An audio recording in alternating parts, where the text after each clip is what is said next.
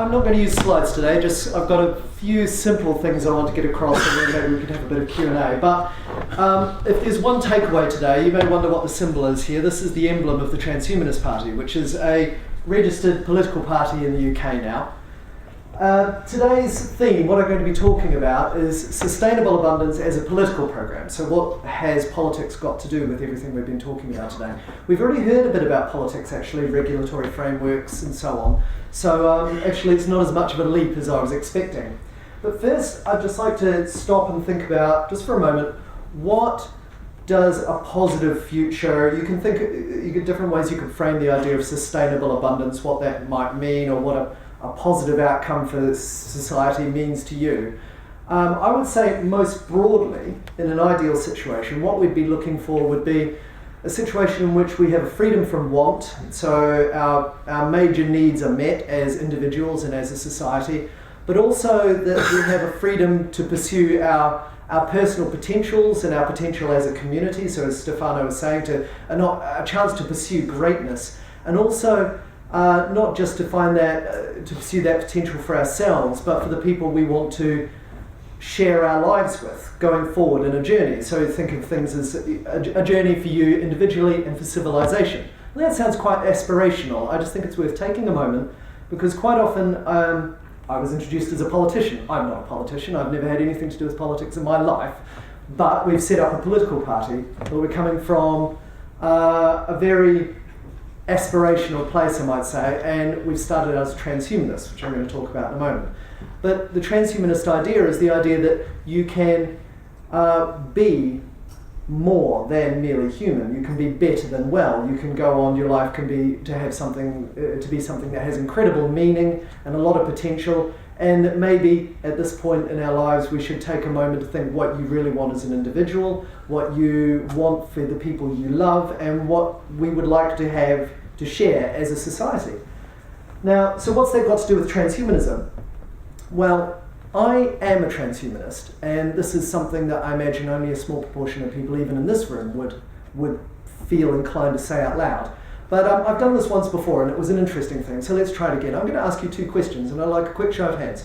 First, do you believe that it is possible, forget about the moralities or the ethical implications or legalities, but do you think it is physically possible to improve the human condition in any way through technology? Do you think there's anything about, hands up, all right, overwhelming. If there's anyone who doesn't believe that, then they're being quite shy about it at the moment. Now, so given that you do, as a room, believe that it is physically possible to improve the human condition through technology, now assuming that this improvement is voluntary, that's something I'm going to say is necessary, do you then believe that we should allow people the opportunity, if we have the technology to improve their lives through technology, should they have that right?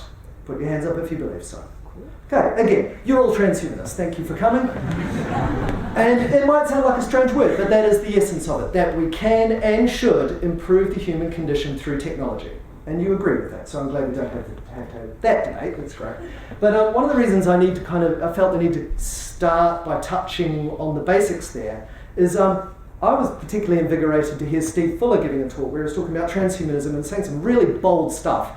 And a lot of it was the kind of thing that was really common in transhumanist circles about 25 years ago, which I find myself thinking on a fair bit lately, since today we're thinking about what's happening 25 years from now. 25 years ago, it was really common for transhumanists to think in terms and speak in terms of really big ideas. We weren't even talking about society and social justice. We were talking about dismantling small moons in order to get over to the next solar system and that kind of thing. And we were getting ahead of ourselves a little bit. Nowadays, we realise that there might be one or two things to deal with on this planet first, which is okay, fair enough. But so sometimes people hear this word transhumanism and they think, well, what's that got to do with politics in the world and so on? And we've heard a lot of other talks today. Callum Chase, for example, was pointing out, and Rohit started the morning with basically a panorama of torrential change that is coming down in our lifetimes.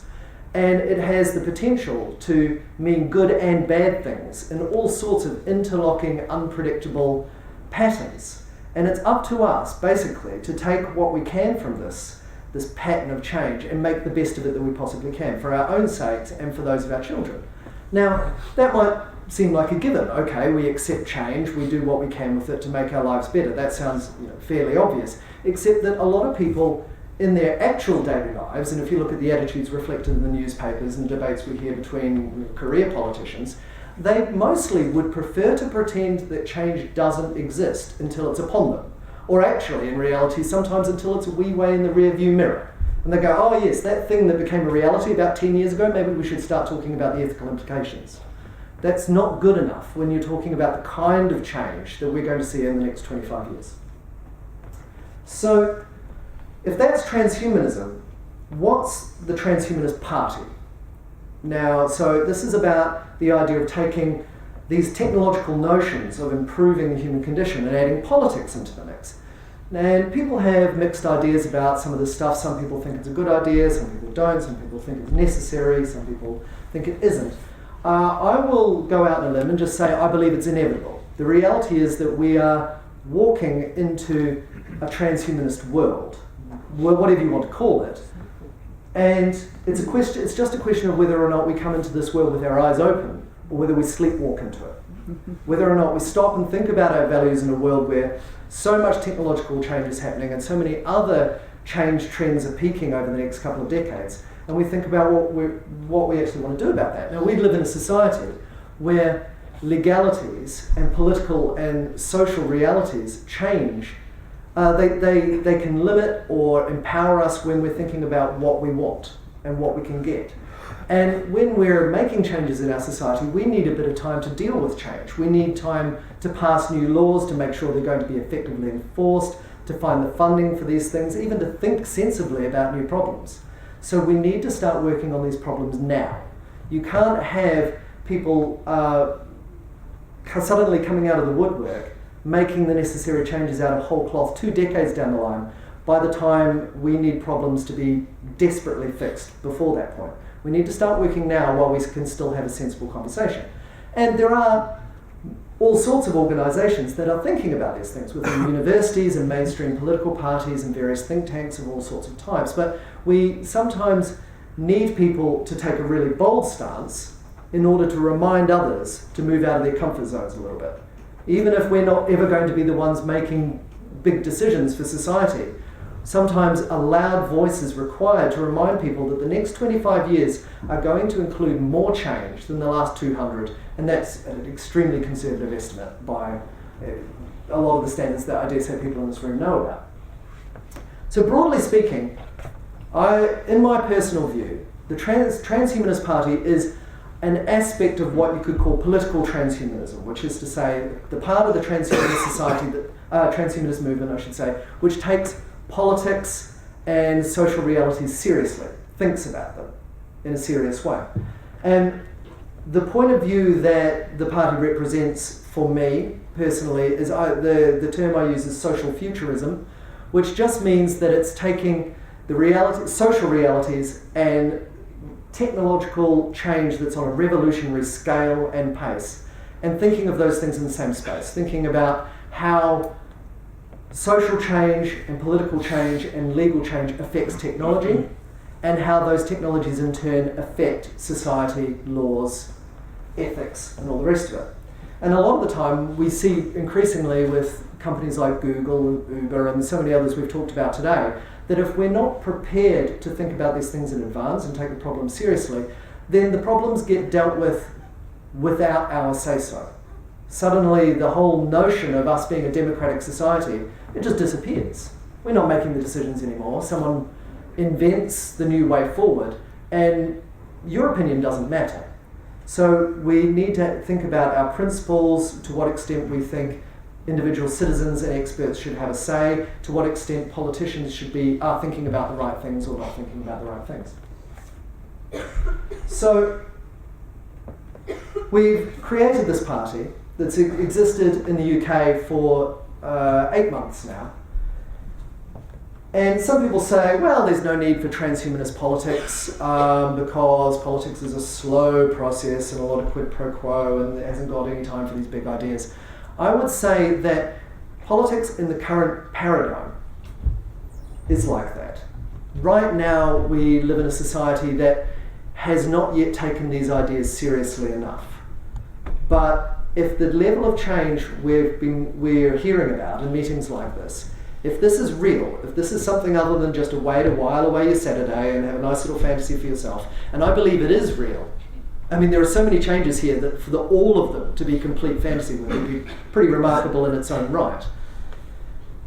If this level of change is real, then we need a whole new paradigm, a whole new way of doing things. Personally, I don't like the idea of people who have no scientific training, who base their policies around ideology and not evidence. Their idea of rational argumentation is to shout at each other waving small pieces of paper. For them to deal with a rapidly moving technological problem that could change the lives of millions or even billions of people, it's just unacceptable. We owe it to ourselves and our children to do something better than that.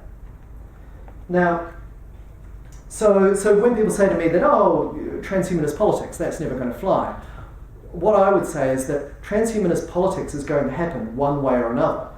By the time you get to a society that's worthy of being called a transhumanist society, or you can put any label on it you like, a rose by any other name, as they say, but if you've got a radically technologically empowered society and there's still politics, and it's hard to imagine a society in which politics is completely evaporated, then you're living in a world in which transhumanist politics is extremely, extremely important.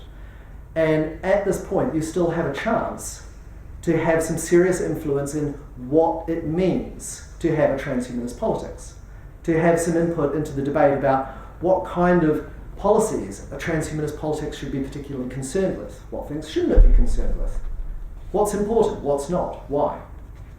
There'll be a time when everyone will be clamouring to be involved in these discussions, and you'll have had a chance to be in that debate in a particularly loud way, and it's up to you whether or not you're involved. I'm sorry to be so blunt about it, but that's how it is. You've got a window of opportunity, but then so has society.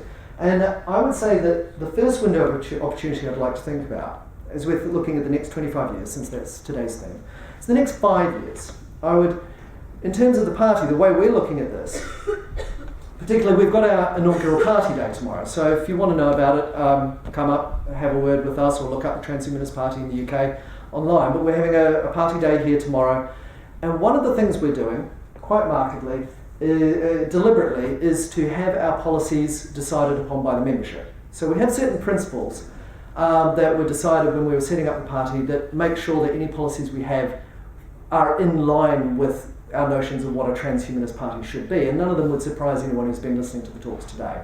They're very much in line with the kind of ideas that have been expressed this morning about rights for sentient beings, suffering, basic income, universal income guarantees, questions of automation in the workplace, foreign relations in a world where you have drone technology accelerating at a great rate, surveillance and intrusion into people's personal lives, control over their own data, all that kind of stuff. These are important issues for people who are thinking about rapid change in the next couple of decades.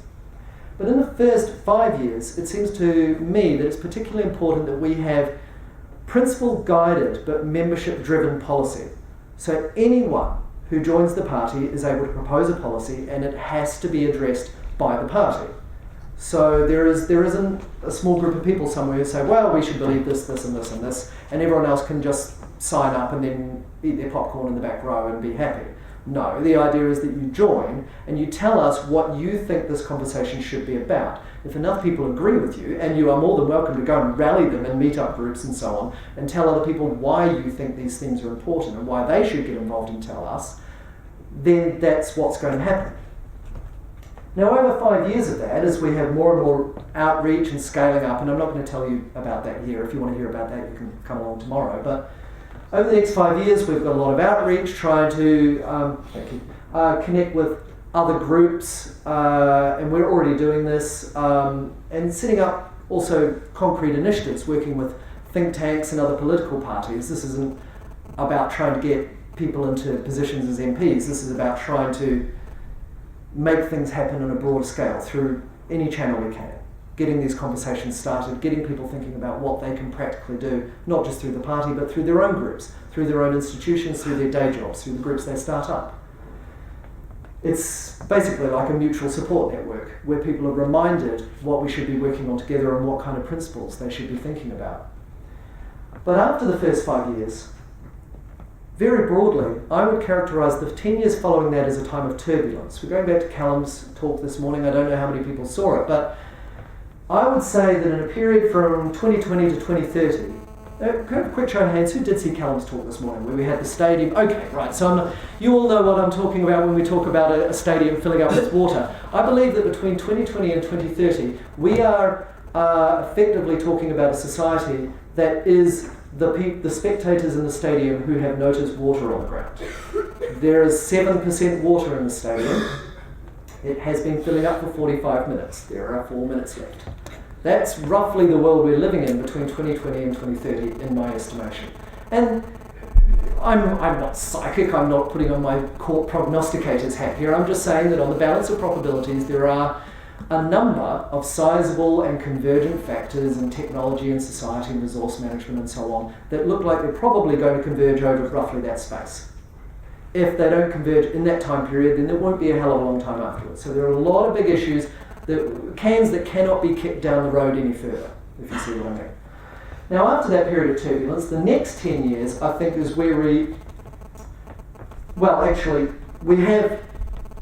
You can shuffle these things around any way you like, but let's just say that as well as kind of a singularity beckoning in that situation, and all this turbulence and factors playing into each other in unpredictable ways, we're going to have, right now, we had I forget whose talk it was actually, but we had Gandhi on the screen before, saying first they ignore you, then they laugh at you, and then they fight you, and then you win. Well, I think we're seeing enough groups with different agendas but who are interested in similar sort of issues who have been ignored, have been laughed at, and now are being responded to in pretty harsh terms. But we're going to see serious fight back. I mean, at the moment, the only time you have a tendency to get locked up for talking about this kind of stuff is if you're Edward Snowden or someone, or Julian Assange, or someone who's gone out of their way to do something particularly prickly to the establishment. But I can imagine quite easily that as these issues get to be bigger and bigger, just being an activist and being loud about them and being involved with them and pushing for particular types of change is going to naturally get a response from people who don't like all this change of these various types and who are trying to push back, who want to dial everything back, ideally, to some point in the 20th century or the 19th or the 18th. We can see them now. There are so many issues in bioethics which essentially boil down to people saying, I don't like the modern world.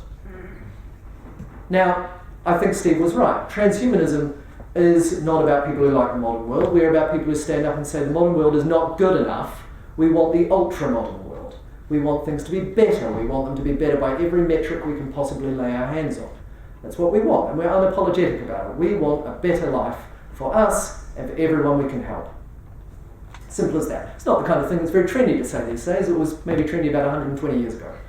And then a lot of bad things happened in the 20th century. But we're back, and we're saying that we unapologetically want progress. What we're also saying, and this is also not very trendy these days, is that you are going to have to work for it. You cannot sit back, click like on Facebook and say, oh, progress, that sounds good. You go, guys. No, you have to get involved. You create your own groups, you tell us what we're up to, you tell us what we should be doing, then what we can do is tell other people, oh hey, you guys should work with those guys, and we put you in touch with each other. Basically, it's an exercise in networking, setting goals, deadlines, and making things happen over the next 25 years, which sounds like a long time, but there is a hell of a lot to do. So I'm going to wrap up now, but just the last thing to say is that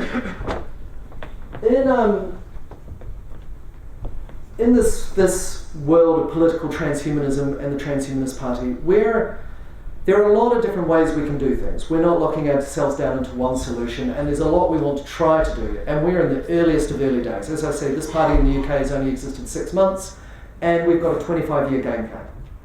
If we haven't had any significant influence in 25 years, then I think the game is well and truly out of our hands. So, if it was ever in our hands, we'll see what happens. But I'd like you to think about what you could do to be involved. Now, obviously, I'm an activist. I would like to tell you to join the party. Just get involved in the most blunt, simple, come along tomorrow, tell us what you want, and then we'll tell you how you can help and we'll work it out together. But it's not as simple as that. It's a networking thing. you are already involved with groups and organisations who want very, very similar things. So let's work together. Invite us along to talk. We'll invite you along to talk, to tell us about what you're doing. You're probably developing some excellent technology that we want to tell somebody else about. You probably have funding or need funding. Almost everybody has or needs funding. And we would like to put the people who want the same things as us in touch with each other. Basically, we want to find everybody we hear about who wants the kind of things we want, and we want to help them in any way we can. We won't always be able to do it directly, but if we're plugged into a wider community, then we might just be able to make a difference, and that wider community is you. So, the last thing, the last little note, and this is a note on, it would be really easy to walk away and go, oh, well, that's a nice idea, but I'm going to forget about that. I'd like you to stop and think again about why you need politics. Most people would like to ignore politics because, frankly, contemporary politics is boring and irritating, and it involves David Cameron and David Miliband and all the rest of them. And Jeremy Corbyn's slightly more interesting, but it's not the most interesting thing in the world, politics, as a rule. What I want you to think about is all the stuff you're excited about that brought you to this meeting. Now, for some of the more adventurous of you, it might be something like cryonics, but there will be other things you're involved with, as has been mentioned earlier, that often fall into shades of legality. Oftentimes you could do with the thing you're interested in to be a little less illegal, or simply just to have some funding. Maybe there's a technology that you think is extremely important, and I've heard at least half a dozen mentioned today, that could do with being subsidised by the government. Or at the very least, you could do with someone on your side running legal interference so that the thing you're interested in, that you think is very important, doesn't get banned by someone just because they got on their moral high horse. If you think you might need that in 20 years' time, help us now. It's too late 20 years from now. Thank you very much.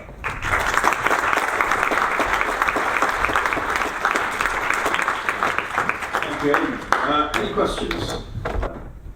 English has a fantastic distinction between politics and policy, namely that you have this long-sighted view of politics, where you can find strategies, etc. And perhaps it's not well done in a political party at all occasions, if nothing else, because you need to get into parliament, you need to win. But have you were talking about outreach to think tanks, associations. Are you preparing something for policy production? Because some of these questions of these issues are so difficult. Industry 4.0 versus the 3D printers. Yes. You can barely discuss it in Brussels. Absolutely. The simple version, obviously, giving a talk like this, I want to keep things simple, and so I refer to the party like it's a monolithic organism. But the reality is that we're embedded in a network. Transhumanism before parties was particularly good at think tanks, and there are organisations, your own being one of them, of course, that are to varying degrees developed at this kind of thing. So for the most part, we don't want to try to reinvent the wheel. We want to support our friends who are already working on that kind of thing, some of whom are avowed transhumanists and others who are more like on the fringes. And we do have explicitly political think tank type groups. We have the recently formed Transpolitica, which is closely related to the party. There's a new Transhumanist Policy Centre, there's the IET, and there's your own group and the guys at Oxford. And now, our policy is basically to work with all of them as channels and to treat issues on a problem-by-problem basis, because we're not in a position to do anything via Parliament now or anytime soon. But that said, it doesn't mean we can't potentially approach problems. In terms of policy production, the idea is to try to get as much advice as possible from these kind of organisations that are already geared up to this kind of thing, but then to run it through the process of the party when it comes to officially sanctioned party policy, which means that it will have come from people who've thought about these matters in great depth initially. It will definitely be on side with the party's principles, otherwise it can't have made it through the process. And then finally, it will have to have been voted into approval by our membership. so far, we've already got policy voting in progress as I speak. Started a week ago, closes tomorrow evening. It seems to be going really well. So this is going to be a process maturing over the years. But so far, I think we're off to a good start. A big part of it's going to be listening to people who are doing this already. So.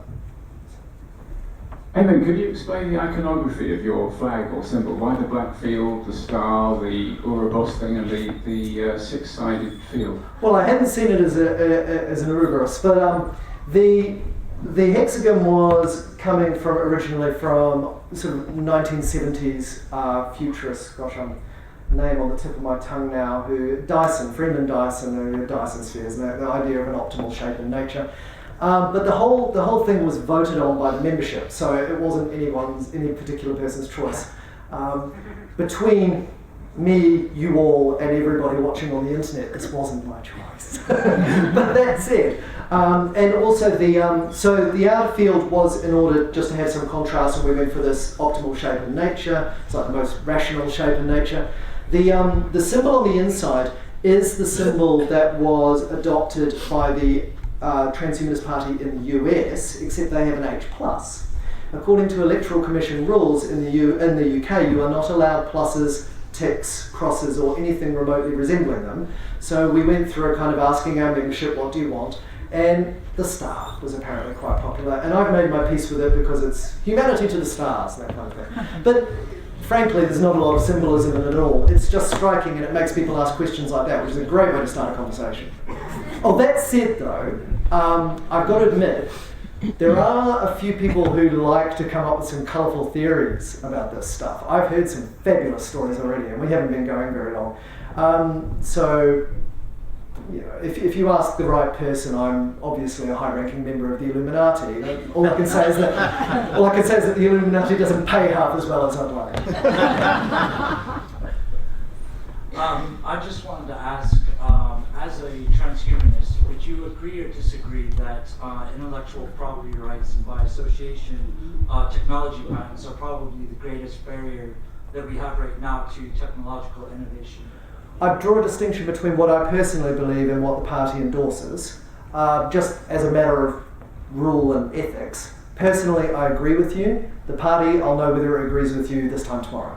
But we made a point of explicitly including that as a policy, a little more dryly worded, but that was essentially that freedom of information and software patenting would be limited to cases where it could only be most clearly justified, to basically rule out patent trolling.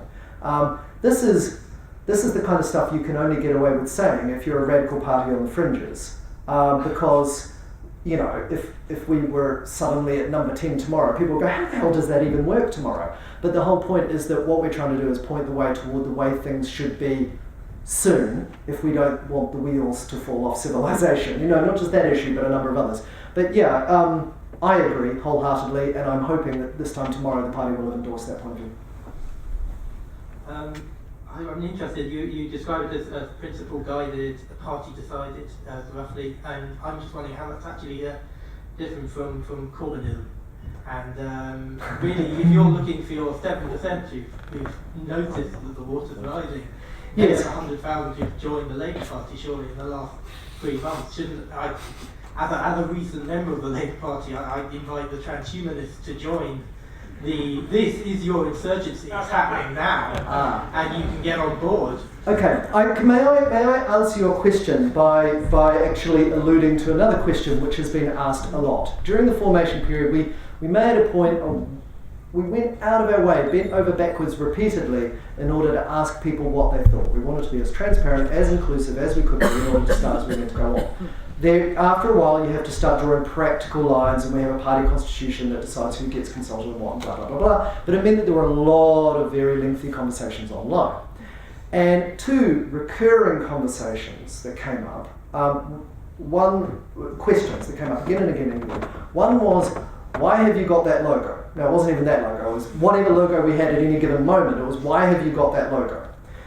Quickly followed by, and did the lizard people ask you to use it? The other question is, why are you called the Transhumanist Party? Why don't you call yourself the blah, blah, blah, blah, blah, whatever? And my answer to that, I think, answers your question. apart from the fact that I don't know what Corbynism is, I mean, I can guess, but right now it's too early for me to know. The Labour Party, if they truly start out with principles and then develop their policy by consulting with the membership, sticking to their principles and using evidence rather than ideology, then hats off to them. But their principles will be those of the Labour Party. We are transhumanists. We will start with transhumanism first and foremost, above everything else. So you can start out being left-wing, right-wing, up-wing, I don't care. Before you get into the details, in order to agree with us, you're probably going to want to feel some degree of sympathy with the worldview of transhumanism. Now, broadly speaking, as I said before, the worldview of transhumanism is a very broad thing. But for us to simply say we throw our lot in with the Labour Party would be fundamentally offensive to those of us who are not Labour supporters. Now, I'm relatively partial to the Labour Party myself, but the Transhumanist Party is not the Labour Party. And between you and me, I don't see what's happening in the Labour Party as an insurgency. I think it's an interesting development. And with that, thank you very much, Amon.